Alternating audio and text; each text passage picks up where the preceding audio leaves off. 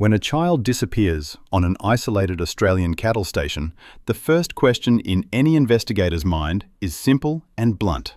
When was the last time someone outside the family actually saw that child alive? In the case of 4-year-old Gus, that question does not have a clear, agreed answer. It hangs over everything that follows, like heat shimmer on the horizon, distorting what we think we see. We are told that Gus was playing on a mound of dirt near the homestead. We are told that he was called in for tea and did not come. We are told that he must have wandered off into the South Australian scrub as the light faded on grand final evening. But for all the things we are told, there is very little that can be independently confirmed. No shop attendant recalling his face that afternoon. No neighbour waving to a small boy in the ute. No passerby, no one outside the tight circle of family saying, "Yes, I saw him, on that day, at that place." That absence of a simple, external confirmation matters. In most missing child cases, the last sighting by a neutral witness is the fixed peg investigators hammer into the ground before they start measuring out timelines, distances, and probabilities. Without it, every other detail feels slightly unmoored. Was Gus really on that dirt pile? Was he even on Oak Park Station on the day his disappearance was reported? Or had something happened earlier, away from public view? From the beginning, the physical story the public has been given has struggled to sit comfortably on the physical evidence, or rather, on the lack of it. The ground around the house is dry and light, often described by locals as the sort of surface that holds a print for hours. It is the kind of country where a roo, a dog, or a child leaves a trace. Yet searchers talk about a sandhill without clear signs of recent play. Viewers freeze frames of aerial shots and ask the same questions. Where are the scuff marks, the slides, the kicked-out craters that a 4-year-old would leave after even 10 minutes of climbing? They also ask about toys. For many, the image of a little boy playing alone on a bare mound with nothing in his hands is hard to reconcile with ordinary family life. People expect to see the small debris of childhood scattered through the frame. Instead, the dirt looks largely untouched. The space where Gus was said to be feels less like a playground and more like a blank stage. The oddities do not end at the edge of the sandhill. Aboriginal trackers, renowned for their ability to read the earth, reportedly found no fresh trail leading away from the house. No line of prints meandering out towards the dam or the fence line. No zigzag of small boots looping back on themselves in the way lost children so often walk, pulled by curiosity one minute and fear the next. For many Australians, the combination is jarring. A boy who supposedly wandered off, and land that shows no clear sign of wandering. Normally, in a missing child case, this is where the public would turn to the family for help making sense of the gap between story and soil. We are used to seeing parents in front of microphones, voices shaking as they describe the last time they tucked their child in, or the way they laughed at breakfast. We are used to pleas for information, to the painful act of turning a private child into a public poster in the hope that someone, somewhere, knows something. In Gus's case, that familiar script has not played out. There have been no widely broadcast press conferences led by his parents. No extended television interviews where they sit alongside detectives, asking for anyone with information to come forward. No social media campaign fronted by the immediate family, posting fresh photos and begging people not to forget his name. To many watching from Adelaide, Victoria, Queensland and beyond, the silence from those closest to Gus has become almost as notable as his disappearance. Around that silence, commentary has grown. Some people interpret it as evidence of grief so deep it cannot be shared with cameras. Others, drawing on their own experiences of losing a child or even a family pet, say they cannot imagine staying away from the search in those first hours and days. They describe sleepless nights walking paddocks with torches, standing by command posts, refusing to leave the area until there is an answer. Their stories are not forensic evidence, but they shape how the wider public reads the behaviour at Oak Park. All of this is happening against the backdrop of a place that is almost a character in its own right. Oak Park is not a suburban cul-de-sac with streetlights and bitumen. It is an outback station, a working property surrounded by dry country and big skies. Distances are measured in kilometers of dirt track, not in blocks. Help does not arrive in minutes. In this environment, the disappearance of a 4-year-old is not just frightening. It collides with basic bush instincts about watching water, heat, wildlife, and machinery. The geography amplifies the questions. On open, sparsely vegetated ground, a small figure should be easier to spot from the air, especially in the early hours before wind and activity disturb the surface. Thermal imaging from helicopters, ground crews on foot, riders on horseback, and vehicles sweeping grids all add layers to a search pattern that, in theory, should narrow down where a child could have gone. When all those efforts fail to turn up so much as a trail, people naturally turn back to the starting point and ask whether it is solid. In the middle of competing opinions, one fact remains uncomplicated. A child is missing. A boy who should be starting school, fighting over toys, and coming in grubby and tired at the end of a hot day, has slipped out of sight. Whatever adults around him may or may not have done, whatever errors may or may not have been made in the early phases of the search, Gus himself did not create this situation. That is why people who have never met him, in towns and cities he has never visited, continue to ask hard questions. This series will not try to fill the gaps with wild guesses or to label any individual as guilty. Instead, it will take the strands of information that are available and test them against basic principles of time, distance, behaviour, and common sense. It will look at what we know, what we do not know, and what does not sit comfortably when those pieces are laid side by side. It will move slowly, starting from that first haunting question. When was the last time someone outside the family actually saw Gus alive? From there, the next section will turn to the limited but important background we have on Gus himself and on Oak Park, the station where he was said to be playing on the day he disappeared. When trying to understand how a child could vanish without a trace on an isolated South Australian station, it helps to step back from the immediate mystery and look at the boy at the centre of it all. The public has only ever been shown one photograph of Gus. It is a simple image, a fair-haired 4-year-old with light features and a gentle expression. There are no long video clips or recordings capturing his voice, no recent family snapshots showing him at play, and no school or childcare photos confirming his day-to-day routines.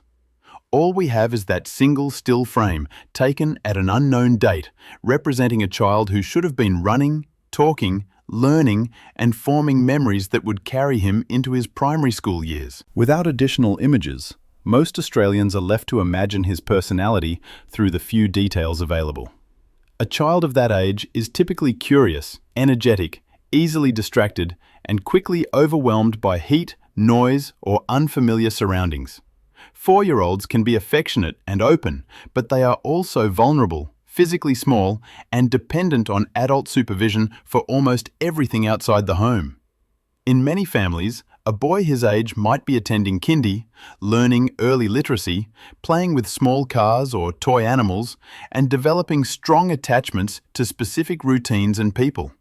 These basic developmental expectations shape how the public sees Gus, not in a speculative way, but in a broad human sense.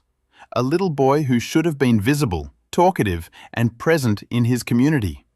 To understand the rest of the picture, we need to look at where he was said to be living. Oak Park is not a suburban block, nor is it a modest acreage on the edge of a regional town. It is a working station in remote country, where long distances and harsh conditions are a normal part of life. The outback environment around the property is open, dry, and unforgiving. Paddocks stretch out beyond the homestead, broken by patches of sparse bush, stretches of bare earth, and tracks carved out over years of vehicle use. The light can be bright and relentless during the day, and temperatures during the warmer months regularly climb well into the high 30s. On some days, the heat pushes past 40 degrees, and the ground becomes almost too hot to touch. Families who live on stations like this know the landscape intimately. They understand where the risks lie, which areas hold water, which fences are down, where snakes shelter, and how quickly a child can become disoriented when the sun is low or the wind picks up. Snakes are an ever-present consideration in the warmer months, particularly brown snakes and other species well known to rural Australians. There are also practical hazards that come with any working property: machinery, sheds, old wells or pits, troughs and dams. Even shallow water sources can be dangerous for a small child with limited balance and no adult nearby. Many Australians who grew up in rural or remote areas will recognize these risks instinctively, not in a sensational way, but as part of the normal, lived reality of outback life. Despite the hardship, outback stations can also be places where children roam relatively freely within safe boundaries, play in the dust, chase working dogs, or follow their parents around while chores are being done. But that freedom usually exists under watchful eyes and within clearly understood family rules. The open space may seem limitless to outsiders, yet for those who live there, every tree, hill, and shed forms part of a known environment. Adults know where children are expected to be at any given moment, especially when the heat is rising or when animals are active. In that context, imagining a 4-year-old alone on a mound of dirt near the homestead raises practical questions. At that age, a child is still developing spatial awareness, struggling with distances, and sensitive to discomfort. A rise in temperature can quickly lead to sunburn or dehydration, particularly for children with fair skin and light hair. In the public conversation around this case, many individuals with experience raising children in hot, dry climates have reflected on how quickly a young child becomes distressed in extreme heat, and how unlikely it is for them to remain outdoors for long without seeking shade, water, or an adult. Oak Park's isolation is also central to understanding the stakes. The nearest towns are small and far apart, and emergency response times, even with a helicopter, are shaped by distance and weather. Communication can be patchy. Unlike suburbia, where a lost child may wander into a neighbor's yard or be spotted by a passing driver, a child lost in open station country faces a very different set of hazards. The landscape does not hide a child easily, but it also does not offer protection. A child alone in that heat is racing against time. When we look at Gus's background then, we are looking at a young child who should have stood out in such an environment. A 4-year-old is small but not invisible. His footprints, his movements, his noises, and even his toys would normally leave some trace around the home. His presence, whether through interactions with neighbors, early childhood educators, or health professionals, would typically be part of a wider social pattern. The absence of detail in the public record does not mean those interactions did not exist, but it does shape how people interpret the information they do have. This background also leads to a larger dilemma. If a community cannot clearly picture the child's daily life, movements, or social connections, how do they begin to judge whether the account of his disappearance fits what would normally happen on a station like Oak Park? And if the environment itself is both visible and hazardous, what does it mean when the ground shows no obvious sign of a child's presence on the day he was reported missing?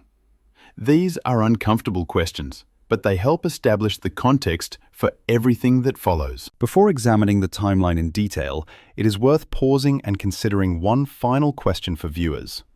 If you imagine a 4-year-old child living in harsh outback conditions at the height of the warm season, what evidence of his day-to-day presence would you reasonably expect to see?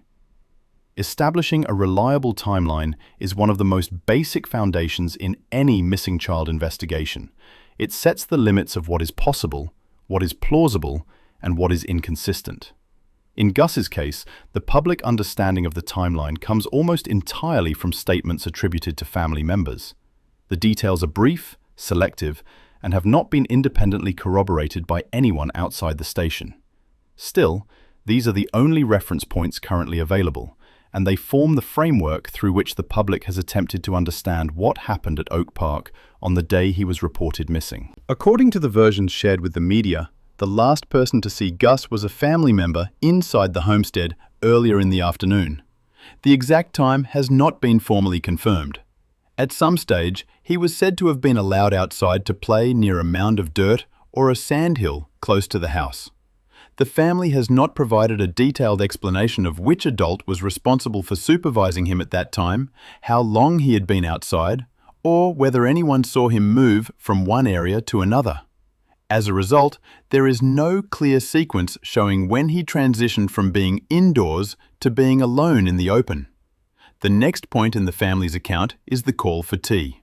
Reports indicate that when the child was called in for the evening meal, he did not respond.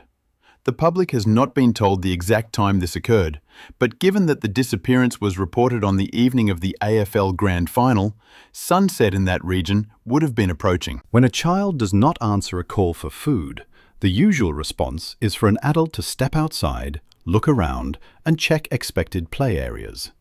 In this case, the time between calling him in and raising the alarm within the household has not been clearly documented, leaving an uncertain gap in the sequence. Following this, the family states they searched the immediate surroundings. They allegedly looked around the dirt mound, the open area near the veranda, and possibly the nearby tracks and sheds. There has been no detailed description of how long this search lasted or who participated. Nor has there been an outline of whether vehicles were used at this early point, or whether any search was conducted beyond the immediate homestead zone. Without these specifics, the early minutes remain vague, and those minutes often determine the success of a missing child response. At some point after these initial efforts, the family reportedly determined that the child could not be located. The call to police is said to have been made at around 8 p.m. That timing is significant because at that hour in late September, the sun has already set, and visibility in the open country drops rapidly. By the time authorities were notified, the opportunity to track fresh prints in daylight had already closed. Once police were alerted, the search escalated. A helicopter with thermal imaging was deployed during the night. Ground crews later expanded the search area, and additional resources were added in the following days. However, those later efforts cannot fill the gaps that might exist in the earliest phase of the timeline, which remains shaped almost entirely by the family's recollection. From a forensic perspective, several factors are worth noting. First, light conditions. If Gus was last seen in the late afternoon, the remaining daylight would have been limited. A 4-year-old child walking on foot in the outback typically covers a very modest distance. Studies and previous Australian cases suggest that children of that age rarely move more than 1 to 2 kilometres before becoming confused, tired, or frightened, and turning back or sitting down. This radius forms the basis of many early search grids. If the last sighting was within a reasonable window before sunset, then the search zone should have been predictable. Second, the terrain around Oak Park does not easily conceal movement. The surface is dry, with loose topsoil in many places. Even lightweight animals, such as small goats, roos, or dogs, leave identifiable impressions. Children, especially those wearing boots, usually leave clearer marks. Those prints might be shallow, but they tend to show direction, hesitation, changes in gait, or repetitive patterns consistent with a child's wandering path. For this reason, trackers are often able to identify a line of travel with relative clarity, provided the area has not been heavily disturbed. In this case, however, the reports suggest that no such line was identified, either by family, police, or trained trackers. The absence of prints is one of the more striking observations, not because it proves anything, but because it sits awkwardly against the claim that the child was playing in the dirt immediately before his disappearance. A child at play usually leaves clear evidence of contact with the ground: dragging toes, sitting marks, small piles of disturbed soil, or faint trails around the edges of a mound. According to what has been made public, none of this was observed by search teams on the night or in the morning that followed. Third, response timelines.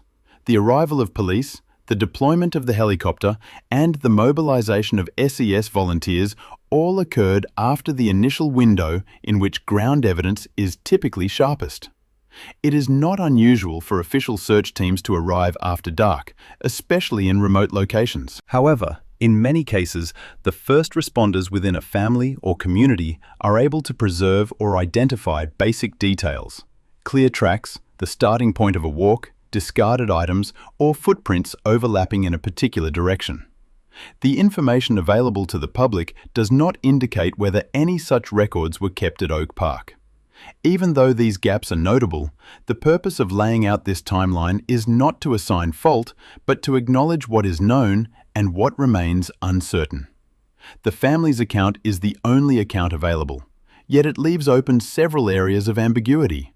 Who last saw the child? How long he was outside?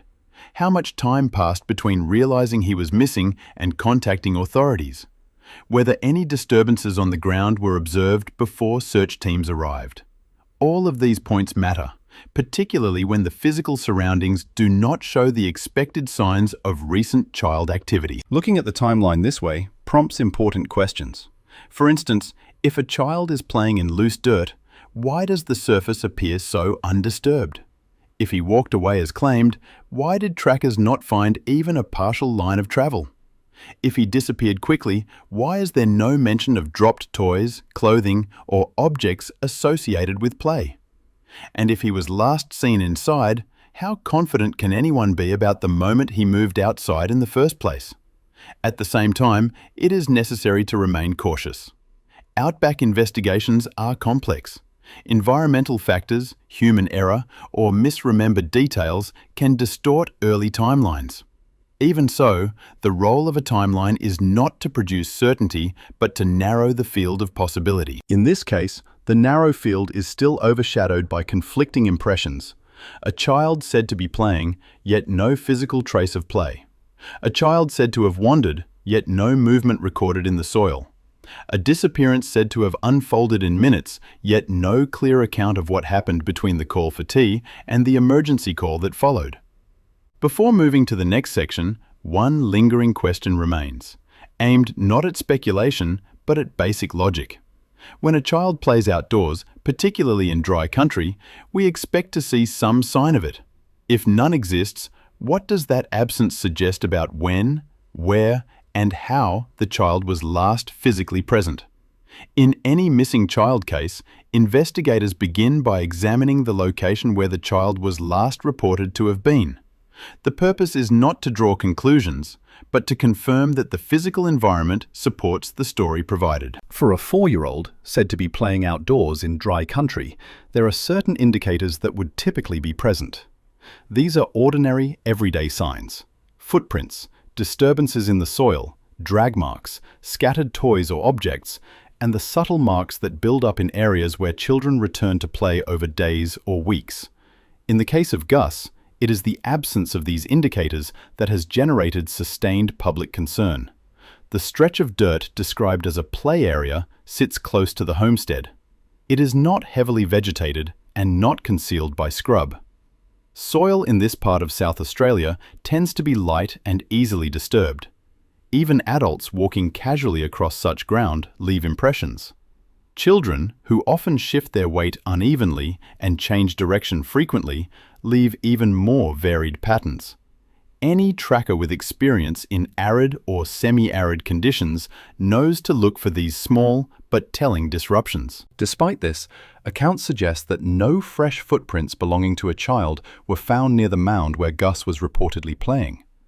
This alone does not offer certainty.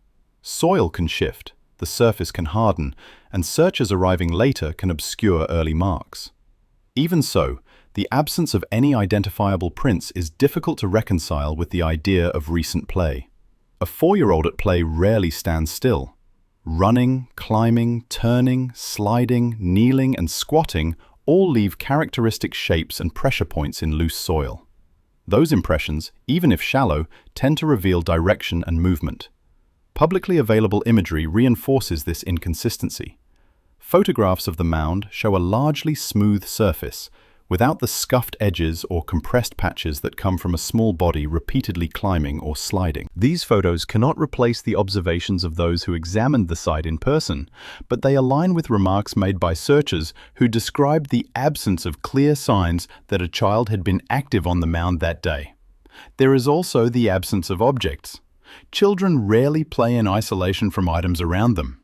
Even on rural properties where manufactured toys may be fewer, children tend to collect sticks, stones, bits of plastic, old tools, or any item that catches their attention.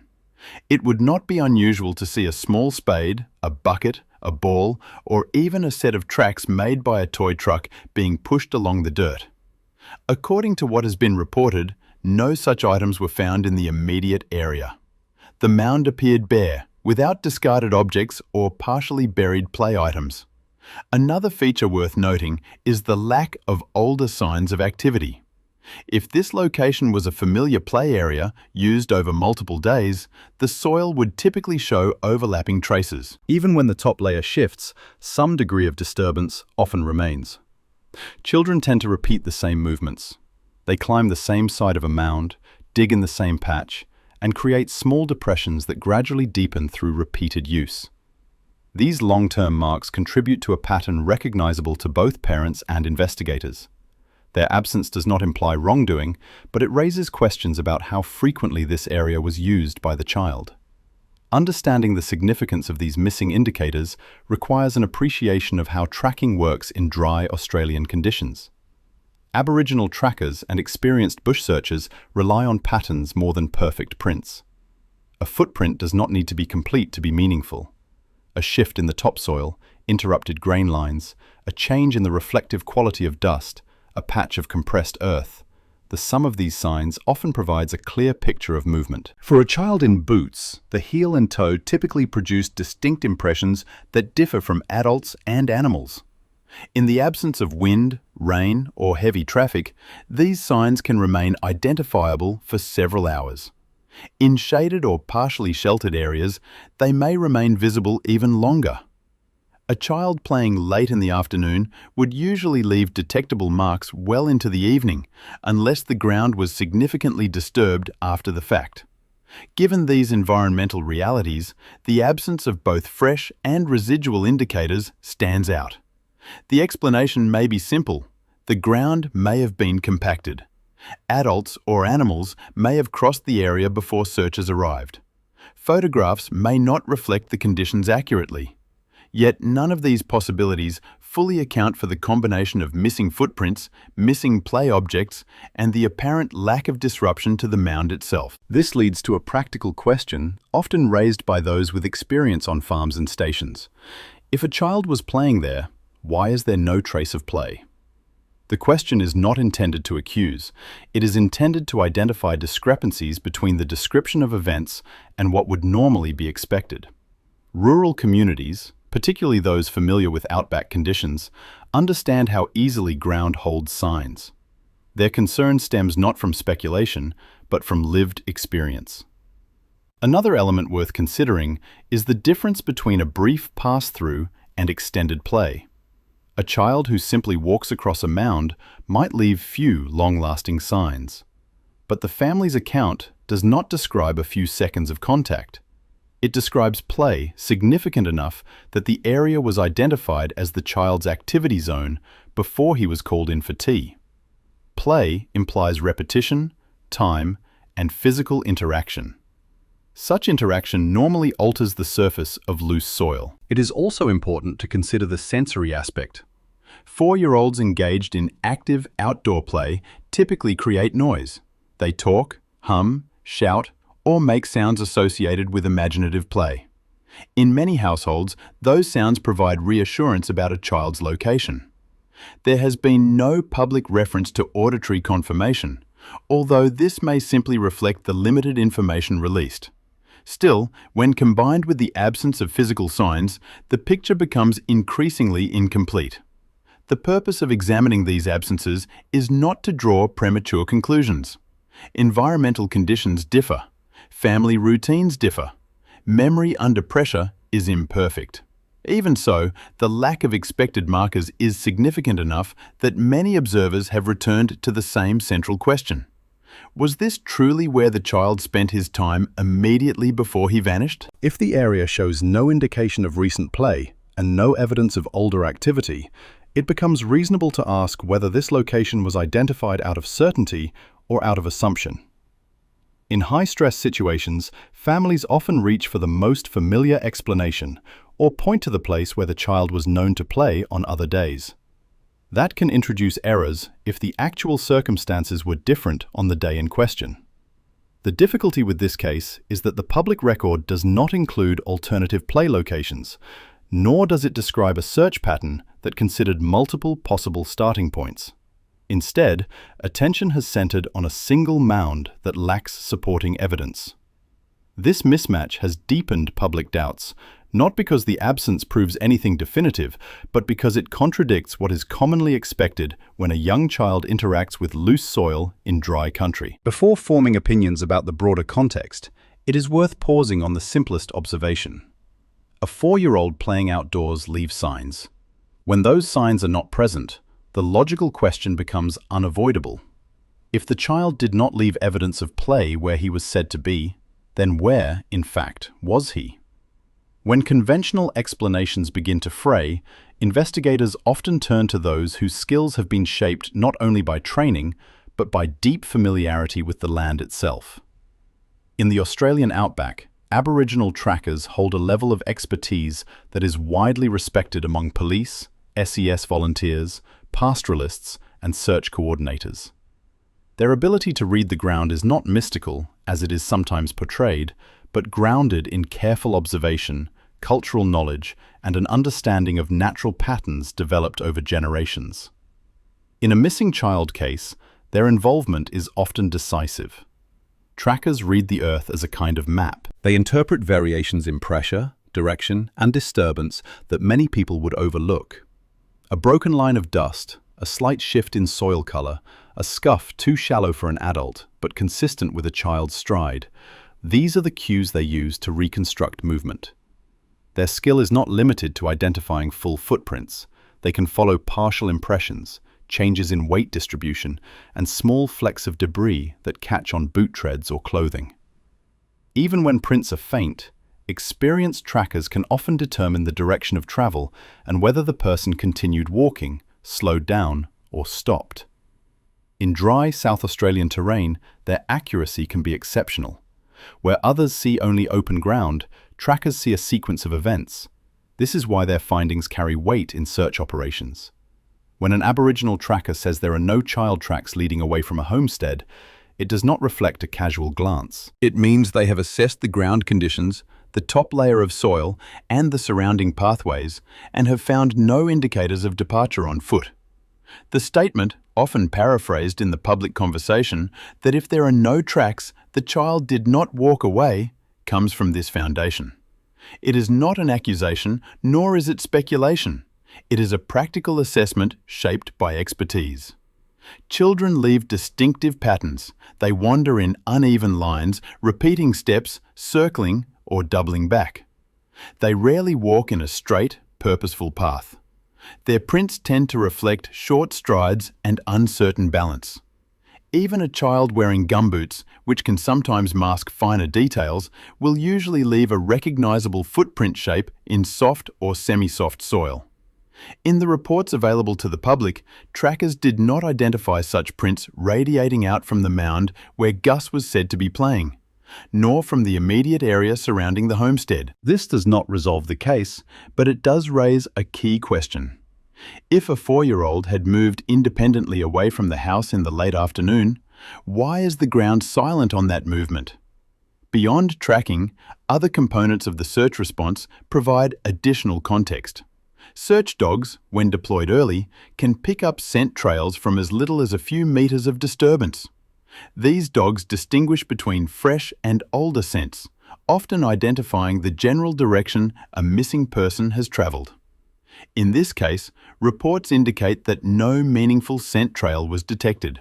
That outcome can occur for several reasons: environmental conditions, contamination of the site, or delays in deployment. But when placed alongside the absence of ground signs, it contributes to an overall picture that is difficult to ignore. Thermal imaging from helicopters is another key tool in early search and rescue. Infrared equipment can detect heat signatures from people, animals, and even small children, particularly in open terrain without heavy canopy cover.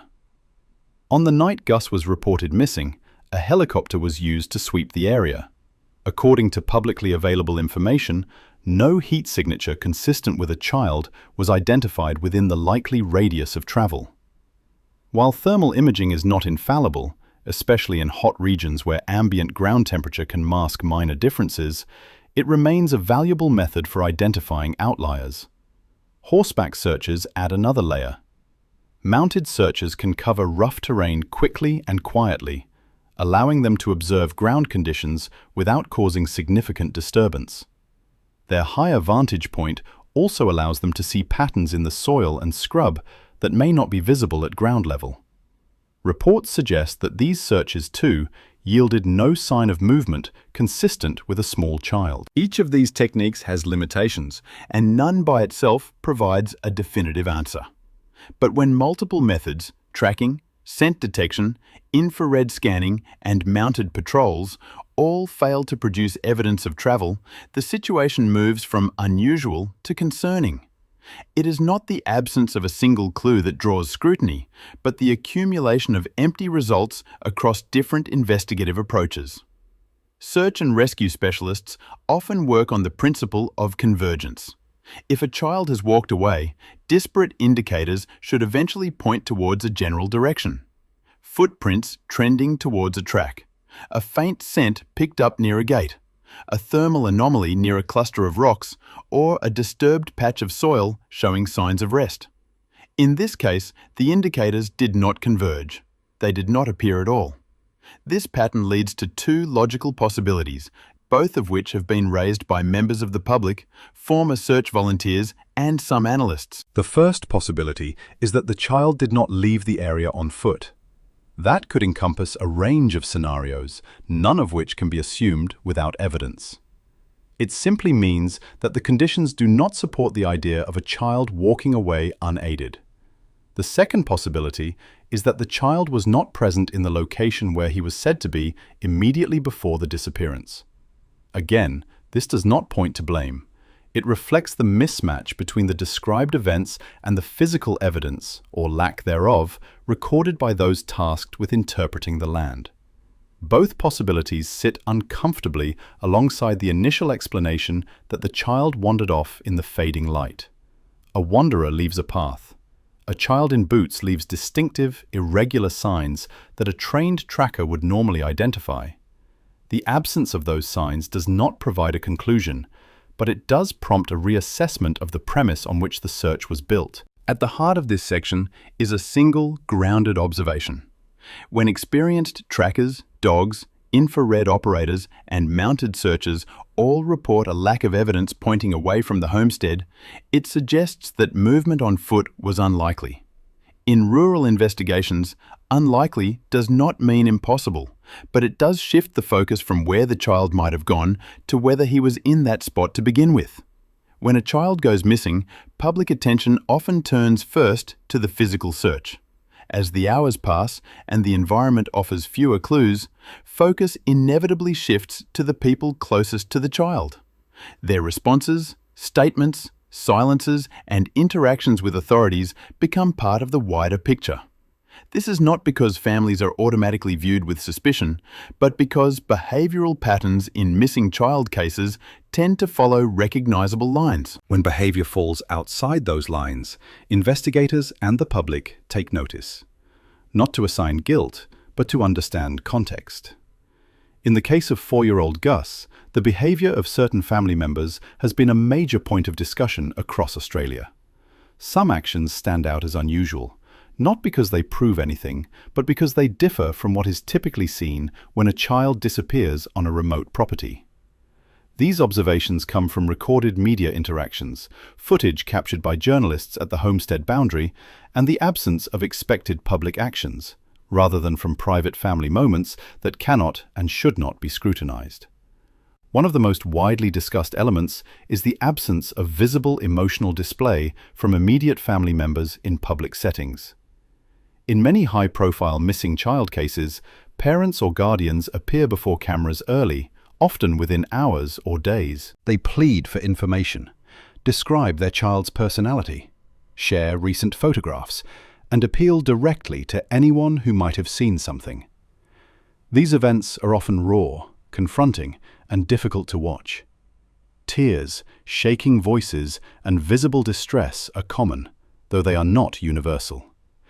Different people react differently to trauma, and no single emotional reaction can be used to judge innocence or guilt.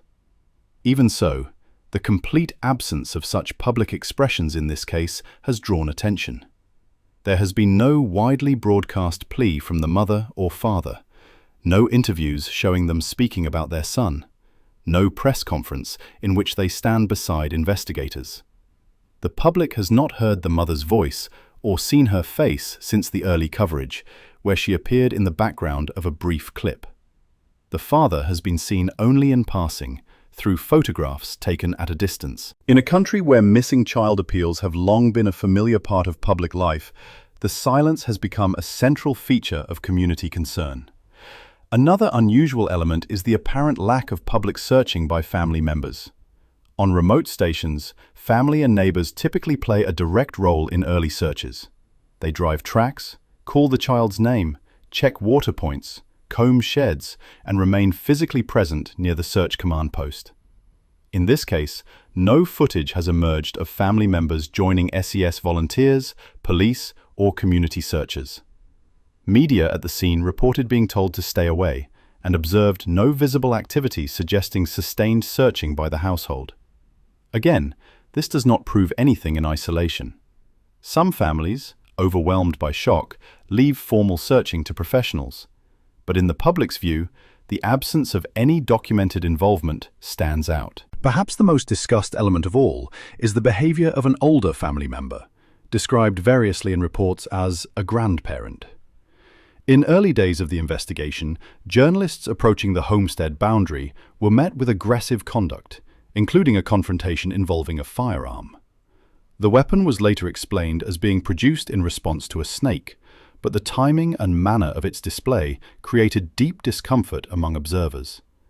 Threatening or volatile behavior toward media is not unheard of in high-stress situations, but it is not commonly associated with families seeking public assistance in the search for a missing child.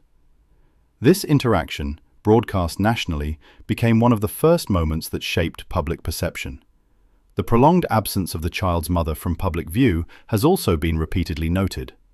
Reports circulated that she had not been seen for several weeks. The public was not told where she was, whether she was involved in the search, or whether she had been interviewed by investigators. Her absence might stem from shock, health concerns, or private family decisions. But in the context of a missing child case, extended disappearance from public engagement often raises questions. Not because visibility is proof of innocence, but because in most cases, parents are active participants in the public search narrative. Another point raised frequently in community discussions is the lack of updated photographs of the child. Only one image has been circulated, with no verification of when it was taken. In other missing child cases, families usually release multiple photos, different angles, recent outfits, distinguishing features, and height or weight updates. These images help the public remain alert and give investigators material for age-progressed modeling if required. The absence of such updates has limited the public's ability to engage meaningfully in the search. Beyond these visible elements, there are also the inconsistencies that appear when comparing statements made by family members. While official police statements have remained limited, reports from journalists and community sources suggest that details about the child's movements, supervision, and circumstances may have shifted over time. In any investigation, shifting details are not automatically suspicious. Memory can be unreliable during trauma, and different family members may recall events differently. Still, in forensic behavioral analysis, internal inconsistencies are noted because they can indicate uncertainty, miscommunication, or a reluctance to disclose information fully. Behavioral analysis, when applied ethically, does not seek to diagnose guilt. Instead, it compares observed behavior against patterns commonly associated with different psychological states. While these observations must be interpreted cautiously, they help identify which elements of a case warrant further attention. When parents or guardians are uninvolved in wrongdoing, their behavior often reflects urgency, openness, and cooperation. They typically show willingness to answer questions, even difficult ones. They provide detailed information about the child's habits, last known locations, and possible vulnerabilities. They engage with the public and media because they understand that visibility increases the chances of finding the child. Their distress, whether shown privately or publicly, tends to reflect a desperate need for answers. In contrast, when individuals have information they are reluctant to share, behavioral patterns can shift.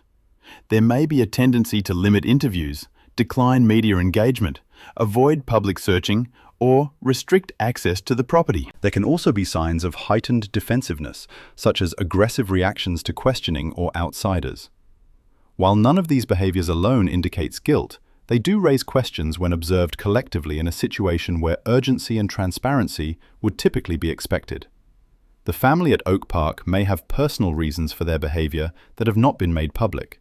Health issues, trauma responses, cultural dynamics, or complex family relationships can all affect how people cope with crisis. Silence can be a protective mechanism rather than a sign of concealment. Yet silence can also hinder an investigation by reducing opportunities for external input.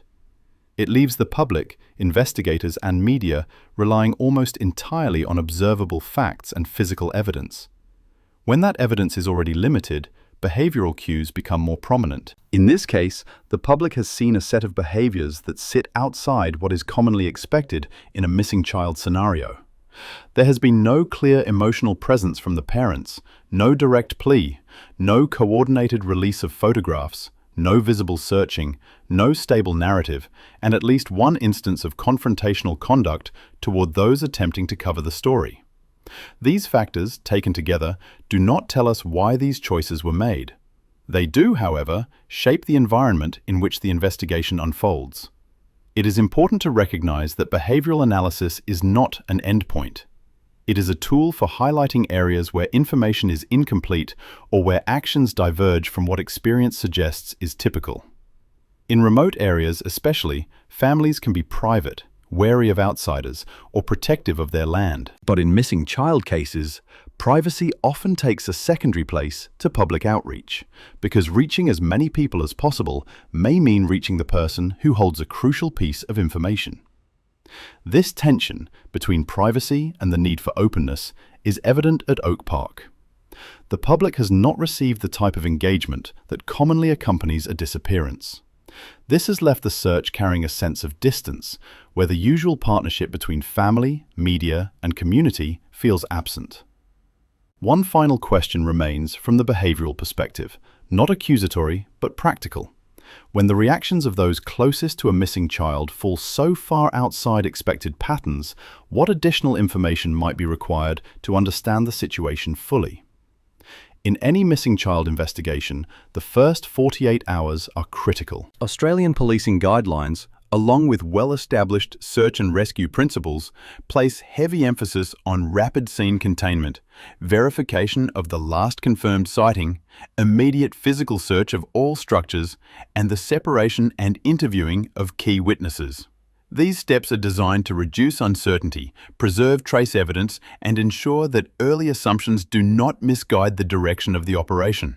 When these foundational measures are incomplete or delayed, the investigation becomes more vulnerable to gaps that can never be recovered. The standard procedure begins with establishing what investigators refer to as the primary search zone. This includes the child's last verified location, the home or structure in which they were living, nearby sheds or outbuildings, water sources, vehicles parked on or near the property, and any areas where children commonly play or rest. In most rural cases, this first sweep is thorough and often intrusive. Officers look under beds, inside cupboards, in farm machinery, vehicles, storage rooms, dog kennels, water tanks, and any structure capable of concealing a small body. It is one of the most difficult parts of a missing child investigation for families, but it is essential. Many children reported missing in rural Australia have later been found hiding, trapped, or unconscious within the home or on the property. In the case of Gus, the public record suggests that this full structural search may not have been carried out to the usual standard in the earliest hours. While helicopters, trackers, and ground crews were deployed quickly, there is no publicly available confirmation that the homestead itself, its rooms, its underfloor spaces, its sheds, or its storage areas were subjected to a comprehensive, methodical search on the night he was reported missing. Without confirmation of this step, the community has been left to question whether basic procedure was applied. Another key step in the first 2 days of an investigation is the inspection of water sources. On remote stations, dams, troughs, and tanks can pose serious risks to small children. They must be checked early, often multiple times, by different personnel. In many cases, investigators will drain tanks or at least visually inspect internal surfaces using specialist equipment. Public reporting on the Oak Park search has not clarified whether these water structures were examined internally, nor whether any tanks were drained or opened for full assessment. The lack of clear information has contributed to the growing sense of uncertainty surrounding the thoroughness of the early response. Cadaver dogs are another high-priority resource in missing child searches. Their deployment is standard when the child cannot be located within the first hours, and when environmental conditions indicate that survival without shelter is unlikely. These dogs can detect human remains or trace biological scent even days after an incident, depending on temperature, wind, and terrain. In many Australian cases, they have been responsible for locating bodies in remote bushland and concealed spaces. According to available information, cadaver dogs were not used in the first phase of the search at Oak Park. They were either deployed late or not at all in the initial response window. This gap, combined with the lack of ground signs and the absence of movement detected by trackers, has left many observers asking why a potentially decisive resource was not utilized sooner. The inspection of vehicles is another essential part of early procedure. Cars, utes, motorbikes, station machinery, and any transport capable of moving a child must be examined quickly, both externally and internally. This includes tire tracks around the property, odors, biological traces, and any discrepancies in vehicle use. Police routinely seize or photograph vehicles in missing child investigations to establish whether any transport was used to relocate the child. The public record in this case provides no confirmation that station vehicles were inspected thoroughly or that they were secured to prevent movement before forensic assessment. This lack of clarity fuels further concern, not because it indicates wrongdoing, but because it suggests the possibility of missed opportunities. Separation and interviewing of individuals present at the property is another cornerstone of early response. When a child disappears, investigators typically speak to every adult and older child on the property, separately and as soon as practicable. The purpose is not accusatory. It is to ensure that memories are captured while still fresh, and that accounts can be compared for consistency. In remote areas, this step can be challenging, especially when family members are distressed or resistant to engagement. Even so, it is a standard measure.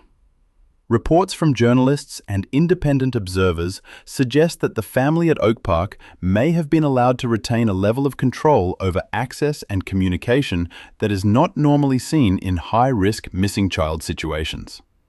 If officers were discouraged from questioning certain members or were guided in how they approached the household, that would fall outside typical investigative practice.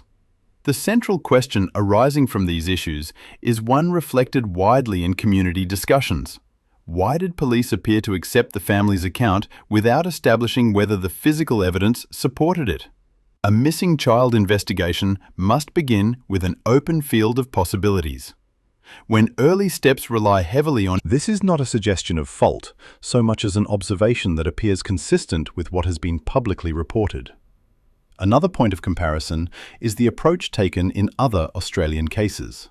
When a child is missing, especially on rural land, police often coordinate SES volunteers, community searches, drone units, mounted units, and dog teams in large numbers. Entry to the property is usually controlled, but not restricted in a way that limits official access. Families are given space, but the property itself becomes a fully monitored scene. In this case, footage shows a more constrained environment. Media were kept at a distance. Family members appeared to set boundaries on where authorities could go. Whether these restrictions were reasonable Or whether they impeded early investigative efforts remains unclear. But the level of family-directed control recorded has contributed to the perception that the police response lacked some of the assertiveness typically required in missing child investigations. The intention of examining these procedural points is not to criticize individual officers or to claim certainty about what happened. Remote policing is complex. Resources are limited, distances are extreme, and the emotional toll on all involved can be substantial. But in assessing the case from a documentary perspective, it is fair to acknowledge the gap between established best practice and the elements of the Oak Park search that remain undocumented or ambiguous. One final question sits at the heart of the public's concern, Not as an accusation, but as a practical reflection. When a missing child investigation appears to align more closely with the narrative of the family than with the physical demands of standard procedure, what consequences does that have for the investigation's ability to establish the truth? When investigators reach a point where the physical environment offers little clarity and the behavioral elements present more questions than answers, the next step is to assess possible scenarios. In missing child cases, this is never done lightly. Each hypothesis must be examined with caution, anchored in what is known rather than what is feared, and tested against the physical, temporal, and behavioral evidence. The purpose is not to assign blame, but to determine which explanations align with the available information and which are contradicted by it. In the case of Gus, 5 broad hypotheses have emerged in public discussion. None can be confirmed without further evidence. Each is explored here in a structured, analytical manner with an emphasis on logic rather than emotion. The wandered-off hypothesis. This is the simplest and, in many missing child cases, the most common explanation. A young child becomes distracted, moves away from the home, loses orientation, and continues walking until exhaustion, heat, fear, or the environment overwhelm them. In rural Australia, the possibility of a child wandering off is always taken seriously due to the speed at which exposure becomes life-threatening. To evaluate this scenario, we look first at the terrain. The area surrounding the Oak Park homestead is open, dry, and relatively unbroken.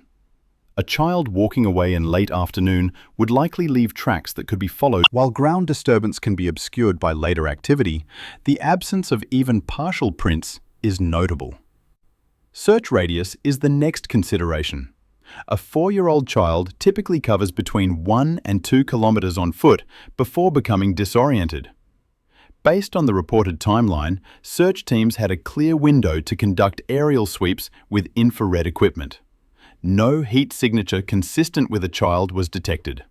Ground searches, horseback patrols, and drones also failed to identify movement or evidence. The complete absence of discovery, despite significant search resources, weighs heavily against this hypothesis. Another factor is the absence of objects or behavior associated with a child moving independently. There were no reports of discarded items, dropped clothing, or signs of rest, such as indentations in the soil. Even young children tend to pause, sit, or attempt to retrace their steps. No such indications were found. Behavioral analysis also plays a role. Children of Gus's size and age do not typically leave a location without a clear prompt. They seek adults when hungry. For these reasons, many analysts consider this scenario to be highly unlikely. The accident and concealment hypothesis. Accidental death on remote properties is not uncommon. Machinery, livestock, water sources, and unstable ground can create dangerous situations for young children. In some cases, families panic and make decisions that complicate investigations. This hypothesis does not assume intent or malice. It focuses on the possibility that an unintentional event occurred, followed. If the child was not in that area when the incident occurred, the explanation of him playing there before disappearing may have been offered to provide a simple narrative at a time of shock or confusion. In some cases, family members involved in or witnessing an accident may lose coherence when recounting events, leading to inconsistencies. The next point is the limited access investigators appear to have had to the property in the first 48 hours. If an accident occurred within the homestead, sheds, vehicles or machinery, an early and thorough search might have... If the child did not travel across open ground, there would be no scent for dogs to follow. Similarly, thermal imaging would not detect a child who was no longer above ground or in an exposed position. This hypothesis aligns with several documented accidents on rural properties where family members initially withheld or distorted information due to fear, shame, or trauma. While it cannot be assumed, it remains one of the more plausible explanations given the physical contradictions in the reported account. If the child had been playing on the mound that afternoon, or even earlier in the week, there would normally be some residual marks. None were reported. This raises the possibility that the child was not playing there on the day, or even in the days preceding the disappearance. It simply considers the possibility that the timeline presented to the public does not reflect the actual moment of disappearance. If the child went missing earlier than reported, the physical evidence would be significantly harder to detect by the time the search commenced. Analysts who support consideration of this scenario often point out that it explains multiple inconsistencies simultaneously, without requiring complex assumptions. However, without additional evidence or confirmation from those involved, this hypothesis remains speculative. The removal by vehicle hypothesis. Although not explicitly listed in the section outline, this scenario is frequently discussed in missing child analyses and warrants careful examination. If a child leaves a property by vehicle, voluntarily or otherwise, the ground offers no tracks, dogs detect no trail, and search crews looking for a child on foot will miss the core event entirely. For this scenario to hold, a vehicle must have departed the property within a time frame that aligns with the reported disappearance. The absence of clear information regarding the inspection of vehicles leaves space for this possibility. Tire impressions, fuel levels, odometer readings, and vehicle cleanliness can assist investigators, but publicly available information does not confirm whether these checks occurred. This hypothesis explains the absence of ground and scent evidence and aligns with cases in which children have been removed from rural properties without immediate detection. However, as with all scenarios, it requires supporting evidence that has not been publicly documented. The withholding of information hypothesis. This final hypothesis focuses not on what happened physically, but on what information may or may not have been disclosed. Families in crisis sometimes withhold details due to fear, shock, internal conflict, or misunderstanding. This does not necessarily indicate wrongdoing. It can simply reflect an inability to cope with events. Behavioral elements discussed earlier, silence, lack of public pleas, inconsistent statements, have led some observers to consider whether the full timeline has been communicated. If information is missing, inconsistent, or incomplete, investigators may construct a search based on assumptions rather than facts. When a search begins from an incorrect starting point, it often fails. The withholding of information hypothesis aligns with the gaps in physical evidence and the unexplained elements of the family's public behavior. It does not accuse, it merely acknowledges that missing information can create the appearance of contradictions where clarity might otherwise exist. Each hypothesis carries weight only insofar as it aligns with what is known.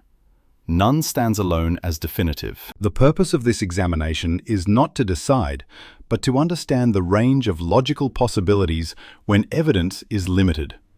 A question remains for viewers to consider carefully. When multiple hypotheses appear more consistent with the absence of physical evidence than with the narrative provided, how should investigators prioritize their next steps? When examining a case in which a child vanishes without leaving a physical trace, it is impossible not to feel the weight of earlier disappearances that have shaped how Australians understand these events. Each case is distinct. Each involves different families, landscapes, investigators, and pressures. Yet patterns do emerge across time, and those patterns, when viewed carefully, help clarify why the public responds so strongly to the gaps and inconsistencies in the disappearance of Gus. The cases of Madeleine McCann, William Tyrrell, and Azaria Chamberlain occupy different eras and different continents, but they share three common threads: an unclear final sighting, unusual family dynamics or reactions, and early investigative errors that shaped the trajectory of public understanding. None of these cases can be mapped directly onto another, but they offer cautionary examples of how fragile the truth becomes when key steps are missed. The disappearance of Madeleine McCann in Portugal in 2007 is perhaps the most widely known missing child case in the world. Madeleine was nearly 4 years old, close in age to Gus. She vanished from an apartment while her parents dined nearby with friends. The apartment showed no definitive signs of forced entry. No independent witness saw Madeleine after the early evening. The investigation splintered quickly, with police, media, international observers, and the family themselves interpreting events in incompatible ways. The lack of a clear last sighting created a vacuum that became filled with speculation. Media outlets amplified theories without confirming facts, and investigators pursued contradictory lines of inquiry.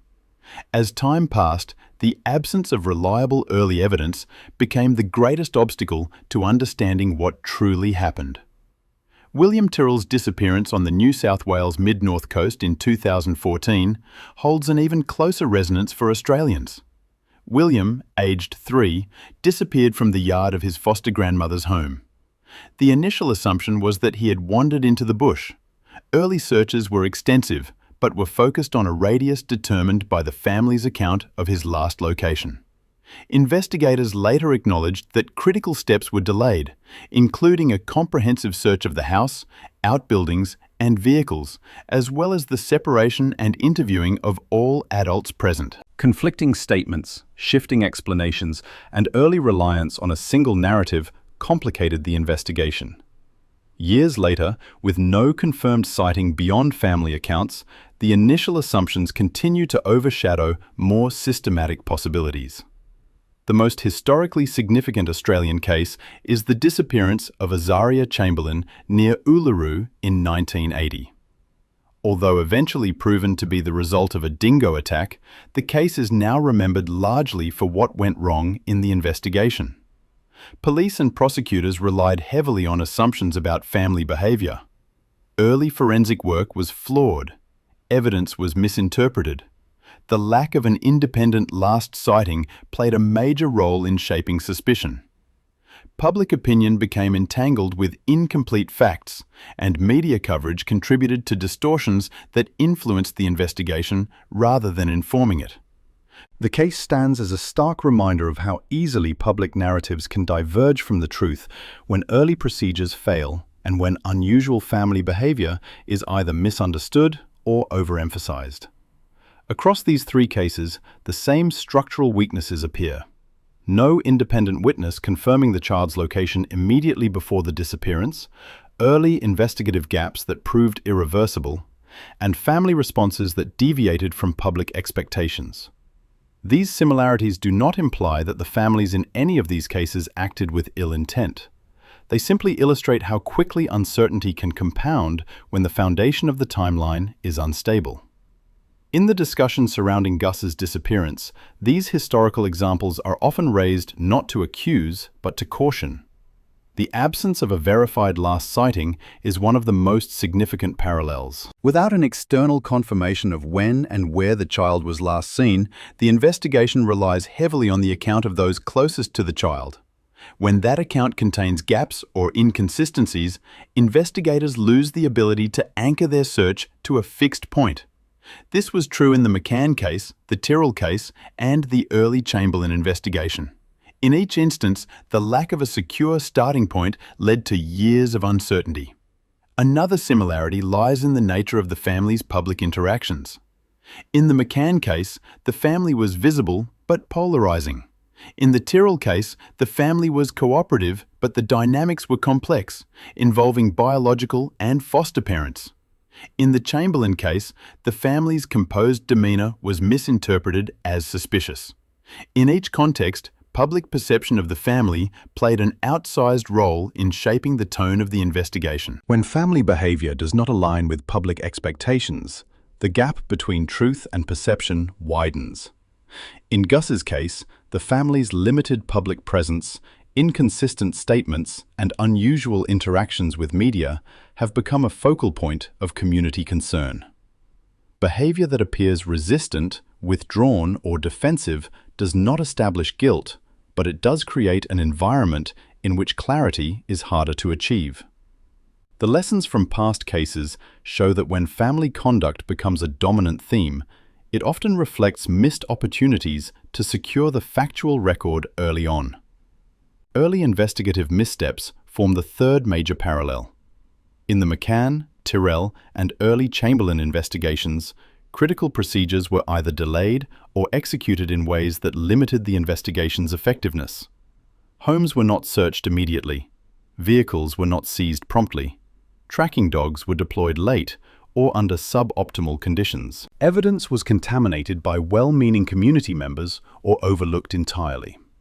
These errors did not determine the outcomes of the cases, but they created obstacles that investigators could never fully remove. The public perception that similar gaps may have occurred at Oak Park has contributed to the sense of frustration now surrounding the disappearance of Gus. Whether these gaps reflect actual procedural issues or simply incomplete public information remains unclear. What is clear is that many Australians recognise the warning signs from earlier cases and fear that valuable time may already have been lost. The broader lesson from these historical examples is that missing child investigations are uniquely vulnerable to distortion when early clarity is lacking. Families under extreme stress may behave in ways that appear unusual. Media outlets may focus on the most dramatic elements rather than the most informative ones. Investigators may rely on assumptions that later prove unfounded. Each small divergence compounds until the original event becomes obscured beneath layers of interpretation, emotion, and speculation. For many Australians following Gus's case, the parallels are unsettling. They evoke a sense of déjà vu, a fear that the country may once again be witnessing the early formation of a narrative that will later be questioned. The phrase voiced repeatedly by viewers, "Gus is not the only one, and we have seen these mistakes before," reflects a deep national awareness of how easily the truth can be lost when the earliest hours of an investigation do not establish a firm foundation. In reflecting on these previous cases, it becomes clear that the most important lessons are not about blame, but about process. Ensuring that every missing child investigation begins with a confirmed last sighting, a thorough and immediate search of all structures, early deployment of trained specialists, and clear separation of witnesses is essential. When these steps are incomplete, the path forward becomes uncertain. This section does not argue that Gus's case mirrors any of these earlier tragedies. It simply acknowledges that certain structural similarities exist and that these similarities help explain why so many Australians feel unsettled. When the same fault lines appear across decades of missing child cases, it is reasonable to question whether we are witnessing a repetition of historical weaknesses rather than a truly isolated event. The question that naturally follows is not speculative but procedural. If a pattern of early investigative fragility contributed to confusion in past cases, what steps are necessary now to prevent the same loss of clarity in this one? In the end, after all the timelines, ground searches, behavioral analyses, and comparisons with past cases, one question remains at the center of this disappearance. It is simple in structure, but deeply unsettling in implication. Is there any verifiable evidence that Gus was physically present at Oak Park on the day he was reported missing? Across all available information, no such confirmation exists. No independent witness, no photographic record, no trace in the soil, no object linked to his play, no external observation placing him at the homestead in the hours before the alarm was raised. For investigators and the public alike, the absence of this foundational fact shapes every other element of the case. The physical environment contributes to this unease. The landscape around the homestead should have held signs of movement from a child of his size and age. The soil, so easily disturbed, showed nothing consistent with the type of active play described. The play area, the path to the veranda, and the open spaces that form the natural boundary of a station home did not present the disturbances that a tracker would expect to find. These are not gaps that can be filled with speculation or assumption. They remain empty despite extensive searching by skilled personnel. Behavioral elements deepen that silence. The lack of public engagement by the family, the absence of a plea, the inconsistent descriptions of the child's final moments, and the limited release of photographs have all contributed to the sense that the timeline presented is incomplete. None of these behaviors establish wrongdoing. People grieve differently, cope differently, and communicate differently under pressure. But in the context of a missing child, where transparency often supports the search, the absence of ordinary family involvement has left a void that the public cannot overlook. When viewed collectively, these factors reinforce the central truth that continues to trouble those following the case. No concrete evidence confirms that Gus was at Oak Park that evening. That does not resolve the mystery. It simply defines the limits of what can be said with confidence. Within those limits, what is left is uncertainty, and within uncertainty sits a responsibility to remain cautious, compassionate, and grounded. It is also important to acknowledge what is at stake. A 4-year-old child cannot protect himself, correct the record, or clarify what happened. He cannot explain where he was last seen, who he was with, or how he felt in the hours before he disappeared. He cannot counter speculation, nor can he provide reassurance. That burden falls to the adults around him, and when their voices remain absent, the community steps into the space that silence leaves behind. Respect for the law remains essential. An investigation must be allowed to follow evidence, not pressure. Conclusions should never be forced to meet public expectation. However, respect for the law also includes the recognition that investigations depend on information. If anyone holds details, even small ones, that could support clarity, it is vital that they come forward. Information withheld, whether from fear, confusion, or misunderstanding, can shape the trajectory of a case for years. In remote communities, where distances are vast and resources finite, every fact matters. There is a strong sentiment expressed repeatedly in public discourse surrounding Gus's disappearance. It reflects a collective unease, but also a collective care. Many people have said that strangers appear to care more openly for the child than those closest to him. This is not a judgment.